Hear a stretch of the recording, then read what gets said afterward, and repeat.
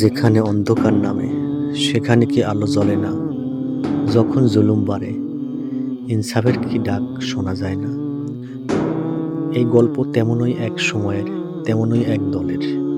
প্রিয় শ্রোতা, 1941 সালের এক প্রেক্ষাপট। ব্রিটিশ শাসন থেকে মুক্তি আর বিভক্ত ভারতের যন্ত্রণা থেকে বাংলার আকাশে দেশ স্বাধীন হলেও এক আদর্শের এক গভীর শূন্যতা, নৈতিক অবক্ষয় আর চরম রাজনৈতিক অস্থিরতা ছিল সাম্রাজ্যের রন্ধে রন্ধে। এই যখন পরিস্থিতি, তখনই একদল দূরদর্শী যুবক বুকে ধারণ করল মহান ইসলামের শাশ্বত বাণী। তাদের বিশ্বাস ছিল পবিত্র কুরআন ও সুন্নাহর পথই একমাত্র পথ, যা জাতিকে মুক্তি দিতে পারে, যা উপহার দিতে পারে এক সোনালী ভবিষ্যৎ। আর এই গভীর বিশ্বাস থেকেই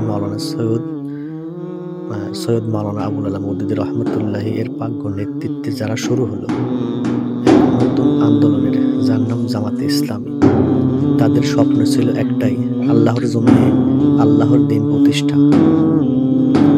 কিন্তু আলোর পথে কখনো কখনো কাটা বিছানো থাকে না, এমনটা ভাবলে ভুল হবে।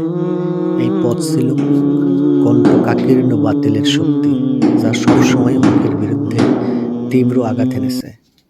জামাতে ইসলামীকে করতে হয়েছে অসংখ্য চ্যালেঞ্জ।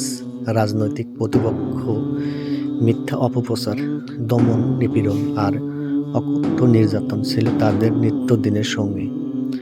কত কর্মী জীবন দিয়েছে, কত নেতা কারাবরণ করেছেন, কত পরিবার সীমাহীন কষ্টের শিকার হয়েছে, তবুও তারা আদর্শ থেকে এক চ্যুত বিচ্যুত হয়নি। তাদের ঈমান ছিল হিমালয়ের মতো অটল। তারা জানতেন এই সংগ্রাম শুধু ক্ষমতার নয়, এই সংগ্রাম একটি আদর্শের, যা একটি ন্যায়ভিত্তিক সমাজ ও রাষ্ট্র প্রতিষ্ঠা করবে। শুনুন, এই ত্যাগের মহাকাব্য, এই শাহাদতের রক্ত দিয়ে লেখা ইতিহাস কি কোনোদিনও বৃথা যেতে পারে? না, বৃথা